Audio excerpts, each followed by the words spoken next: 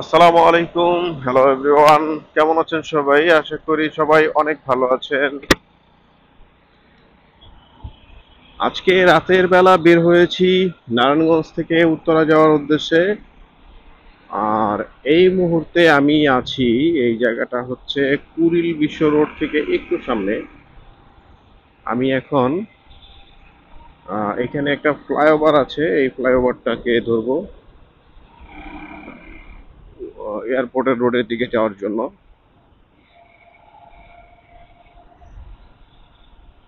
গুড়ি গুড়ি বৃষ্টি হচ্ছে, তবুও এই জায়গাটায় একটু কমই। আমি যখন Chittagong road, Demra, staff quarter, Rampura এই জায়গাগুলো ক্রস করলাম, তখন মোটামুটি ভালোই বৃষ্টি ছিল।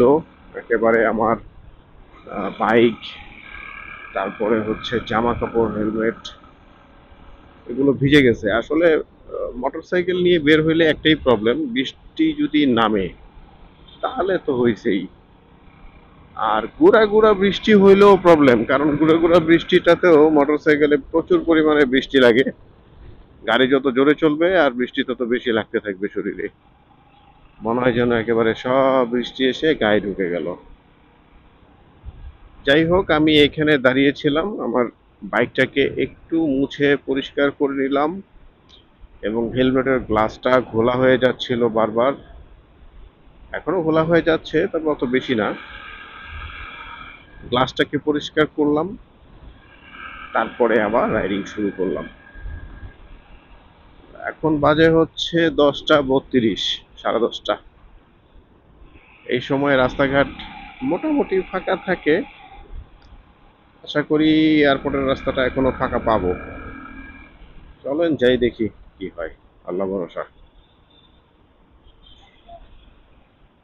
আর মোটর সাইকেল ওয়ালাদেরকে তো অনেকে সুপারম্যান মনে করে। মনে করে যে জ্যাম থাকলেও কি আর না থাকলেও কি, মোটর সাইকেল ওয়ালারা তো সব দিক দিয়ে যেতে পারে, জ্যামের মধ্যে দিয়েও যেতে পারে। হ্যাঁ পারে, মানি। তবে সব ধরনের জ্যামের মধ্যে দিয়ে আসলে যাওয়া যায় না, এবং সব ধরনের সব সিচুয়েশনে এভাবে গাড়ি চালাতেও হয় না। ধৈর্য ধরে অবশ্যই, বিশেষ করে মোটরসাইকেলের ক্ষেত্রে, অন্যান্য গাড়িতে অবশ্যই, বাট মোটরসাইকেলের ক্ষেত্রে একটু বেশি খেয়াল রাখতে হবে এই জিনিসটাকে। সব সময় ডান বাম ডান বাম চিলবিল করা যাবে না, উড়াধুরা টান ওঠানো যাবে না, উড়াধুরা ব্রেক করা যাবে না। একটু শান্তিপূর্ণভাবে ঠান্ডা মাথায় গাড়িকে চালাতে হবে। এতে করে আপনি সেফ, আপনার গাড়িটাও সেফ, এবং আপনার পরিবারও সেফ। তো রাতের বেলা বের হয়েছি মূলত, দিনের বেলা এত গরম থাকে। আসলে এই গরম আর রোদের মধ্যে দিনের বেলা বের হওয়াটা খুবই কষ্টদায়ক। আর রাতের বেলা এই দিক থেকে একটু ভালো, জ্যামও কম। তো আপনি রাতে বের হয়ে মন মন খুশি মতো ঘুরতে পারবেন, এটা নিয়ে কোনো সমস্যা নাই। কিন্তু একটা জায়গায় প্রবলেম আছে, সেটা হচ্ছে এই যেমন এখন আমি ক্যামেরাটা নিয়ে বের হয়েছি, ভিডিও বানাচ্ছি। রাতের ভিডিওটা খুব বেশি সুন্দর আসে না। আর বিশেষ করে অ্যাকশন ক্যামেরার ক্ষেত্রে তো একেবারেই না। তো এটা আসলে প্লে করলে আমি বুঝতে পারবো যে আজকের ভিডিওটা কেমন আসছে। এবং প্রচুর বাতাস, আর এই বাতাসের মধ্যে আমার ভয়েসটা কতটুকু ক্যাপচার হচ্ছে সেটাও আমি জানি না। হোয়াট এভার, ভিডিও করতে থাকি, প্লে করলে তো বুঝতেই পারবো। যাক, খুব বেশি একটা জ্যাম নাই, তবে ওই যে রাস্তার ওই পাশটা দেখেন, ওই পাশে যথেষ্ট জ্যাম, কিন্তু এই পাশে অতটা জ্যাম নেই। এই দিক দিয়ে ট্রাফিক তো আছে কম বেশি, বাট জ্যাম নাই। এই যে এত সুন্দর উপর দিয়ে রাস্তা করে দিছে ইউটার্ন করার জন্য, আবার এলিভেটেড এক্সপ্রেস। কিন্তু এই এলিভেটেড এক্সপ্রেস ওয়েতে যে আমরা বাইকাররা যে উঠতে পারি না, এই দুঃখটা যে কাকে বলবো। আমাদেরকে যদি একটু ফাঁক খবর দিয়ে উঠতে দিত, একটুখানি জায়গা দিয়ে দিত, আমরাও কত সুন্দর আরামসে এলিভেটেড হাইওয়ে দিয়ে, এক্সপ্রেস হাইওয়ে দিয়ে চলে যেতাম রিল্যাক্সে। তবে এখানে একটা ব্যাপার আছে, সেটা হচ্ছে মোটরসাইকেল ওয়ালারা আসলে একটু, সবার কথা বলবো না, বেশিরভাগই একটু উগ্র মেজাজি, একটু বেশি রকচটা। আর তাদের হাতে সময় খুব কম থাকে বেশিরভাগ ক্ষেত্রেই। এটাও সত্য যে আসলে মানুষ যার যে যেমন প্রয়োজন সে সেভাবেই চলাফেরা করে। যখন একটা মানুষের হাতে বেশি সময় থাকে, বা সে সব সময় হচ্ছে রিল্যাক্সে যাতায়াত করতে পারে, বা যার খুব বেশি তাড়া থাকে না, এই ধরনের লোকগুলা খুব কমই মোটরসাইকেল কিনে। এখন তো এই উবার পাঠাও চালু হওয়ার পর থেকে গড়পড়তা যে পারে সেই একটা করে বাইক কিনে রাস্তায় নেমে যাচ্ছে, এটার হিসাবটা আলাদা। বাট যারা নিজেদের প্রয়োজনে বাইক ব্যবহার করে বা শখে যারা বাইক ব্যবহার করে, শখের হিসাবটা একটু আলাদা। তবে প্রয়োজনে যারা বাইক ব্যবহার করে তারা আসলেই প্রয়োজনেই ব্যবহার করে। তাদের একটু আর্লি যাওয়া দরকার, তাদের একটু জ্যাম ট্যাম থাকে রাস্তায়, তখন একটু তাড়াহুড়া করে যাওয়া দরকার। তো এই জিনিসগুলো বিবেচনা করেও অনেকে বাইক কিনে। তো তাদের ব্যাপারটা একটু আলাদা। তবে যাই বলেন, আমরা হচ্ছে মানে যত ব্যস্ততাই থাক না কেন, আপনি তো বাইকটা এই যে ভাই চলে গেল, হ্যাঁ, এই যে উনি চলে গেল, কিভাবে গেল সেটা তো দেখাই যাচ্ছে। আমার কথা হচ্ছে যে আপনি যাচ্ছেন, যান, আপনি কতটুকু আগে যেতে পারবেন। জ্যাম থাকলে মোটরসাইকেলে একটা সুবিধা, সেটা হচ্ছে একটু ডান বাম দিয়ে ক্রস করে বের হয়ে যাওয়া যায়। তার মানে এই না যে আপনি এইভাবে চালিয়ে যাবেন।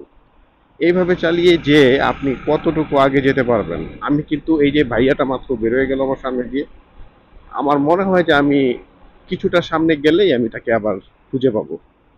হয়তো খুব বেশি দূরে যেতে পারবে না, সামনে কোনো সিগন্যাল থাকলেই তাকে আমি আবার খুঁজে পাবো।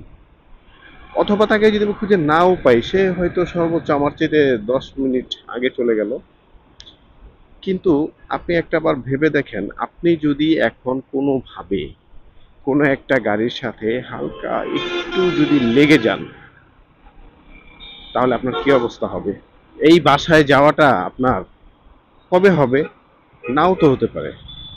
এমনও তো হতে পারে যে আপনি আর কখনো বাসায় যেতে পারলেন না। তো আল্লাহু আকবর, সবাইকে আল্লাহ সৃষ্টি করেছেন, একদিন না একদিন তার ডাকে আবার সবাইকে তার কাছে ফিরে যেতে হবে, এটা স্বাভাবিক। কিন্তু তারপরেও উল্লেখ আছে যে আপনি সাবধানে চলেন, আপনাকে সাবধানে চলতে বলা হয়েছে। তো সাবধানে চলেন। আপনি, আপনার যখন ডাক আসবে আপনি চলে যাবেন, সেটা তো আছেই, সেটা হবেই, আজ হোক কাল হোক। কিন্তু ব্যাপারটা যেন এরকম না হয় যে আপনি নিজের দোষে উস্টা খেয়ে রাস্তায় হুমড়ি খেয়ে পড়ে নাক মুখ দিয়ে রক্ত ঝরলো, এরকমও যেন আবার না হয়। আপনার একটুখানি তাড়াতাড়ি বাসায় যাওয়াটা যেন অনেক দিন দেরি করে বাসায় যাওয়ার মধ্যে একটা ব্যবধান তৈরি করে না দেয়।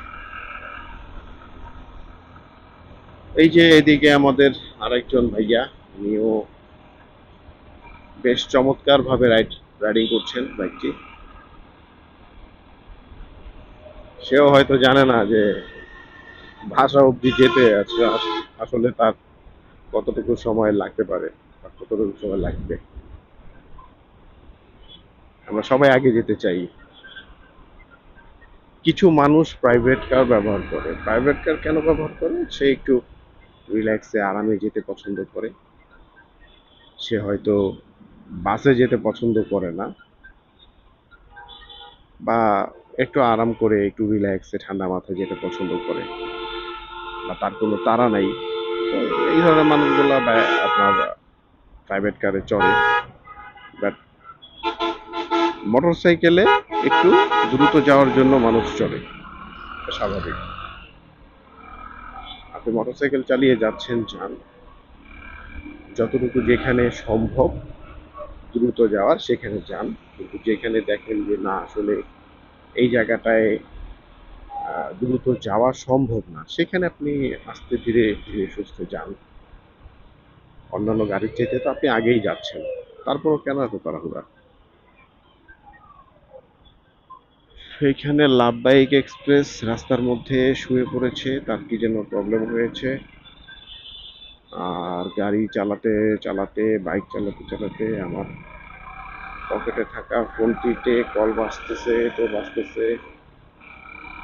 এত বেশি কল দেওয়ার মতো মানুষ আমার একজনই আছে, আমার মনে হয় সেই কল দিচ্ছে।